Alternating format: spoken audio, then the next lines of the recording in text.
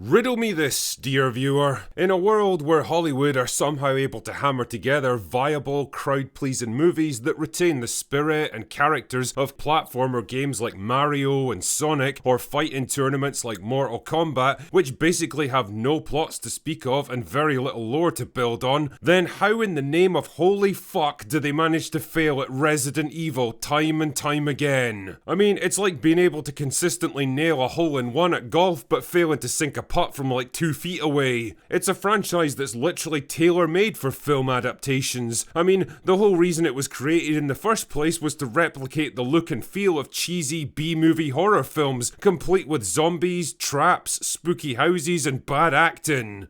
That was too close. You were almost a Jill sandwich. You're right.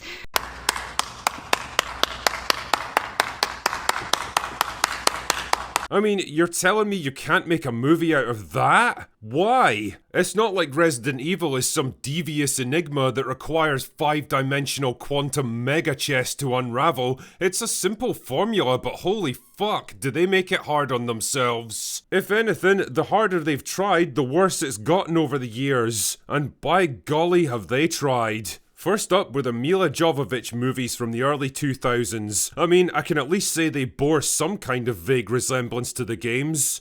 At first. Yeah, they were cheesy and ham-fisted and trying so hard to be cool in that cringy, post-Matrix world of 20 years ago that you can't help but smile when you look at them now. They're like charming little artifacts from a different age. Their fundamental flaw, though, was that they tried to bend the events and mythos of the Resident Evil universe around a brand new protagonist with all the charm and personality of Sabrina Carpenter. Seriously, why is that AstroTurf bimbo suddenly fucking everywhere? Played by an actress with all the emotional range of Gal Gadot on horse tranquilizers. There was nothing to root for with Alice because her plot armor was so impenetrable it made Ray look positively vulnerable in comparison. The series was also a case study on the principle of, really? They want us to make another one? By the time you got to the third film, the series had abandoned any pretense of following the games and went completely off in its own batshit crazy direction, each new movie undoing and retconning the events of the previous film because it was obvious the writers had absolutely no plan for where they wanted to go next. They were just winging it, really, making each new movie as if they thought it was going to be their last, only to find out,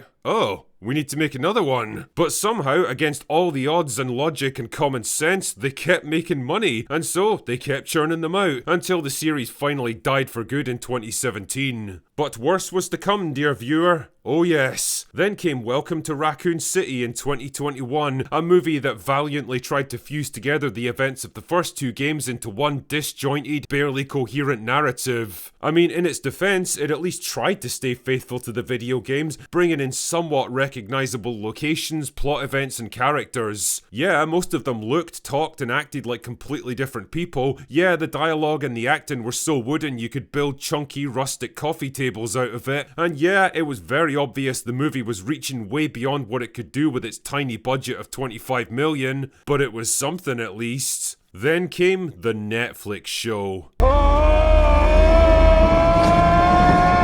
Oh god, the Netflix show. Truly, there are no curses in Entish, Elvish, or the tongues of men to properly convey my absolute disgust for that despicable piece of shit. Part teen high school drama, part post-apocalyptic survival story, part feminist power fantasy with a good old dash of race baiting lumped in, and all garbage. It had about as much respect for the Resident Evil series as I have for The Last Jedi. It's painfully clear now that the showrunner was completely in business for himself, that he had his own original story he desperately wanted to tell, and reluctantly tacked the Resident Evil name onto it just to get it made.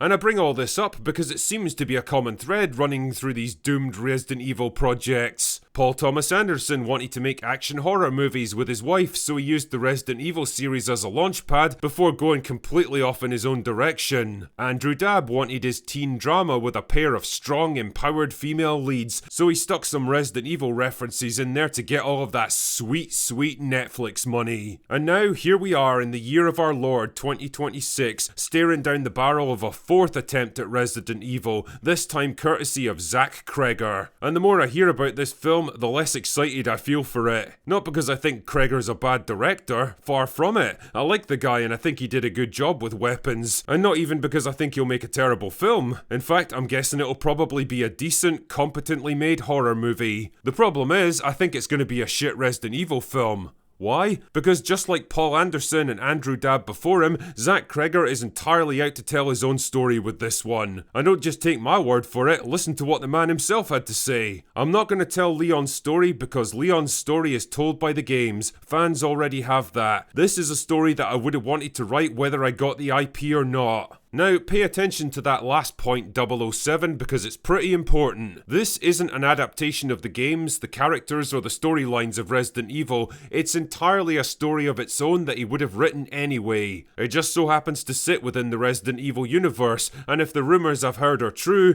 that connection amounts to nothing more than a brief reference to Raccoon City near the end of the film. In other words, a token fucking gesture. And every time I see another project like this, I just have to ask myself, why? Why do filmmakers insist on putting their own stamp on existing IPs? I mean, is it an ego thing? Can they just not work unless they get to spread their own glorious creative wings? I don't know, but fuck me, is it frustrating to watch people exploit these games for name recognition just so they can tell their own completely unrelated story. That is not what the fans want. It would be like having a Tomb Raider movie about a delivery truck driver who's trying to reconcile with his estranged wife while battling alcohol addiction, and in the final scene, he happens to make a delivery to Croft Manor. It might be a great little story on its own merits, but it's not why I came to watch a movie with the fucking Tomb Raider name on it. Like I say, this video isn't to hate on Zach Cregger. I'm sure he'll make a good horror movie that stands on its own merits. I just wish he would have left the Resident Evil name out of it. And I wish that after almost 30 years of failed attempts, we'd get an actual faithful adaptation of the games for once. Oh well, a man can dream, I guess. Anyway, that's all I've got for today. Go away now.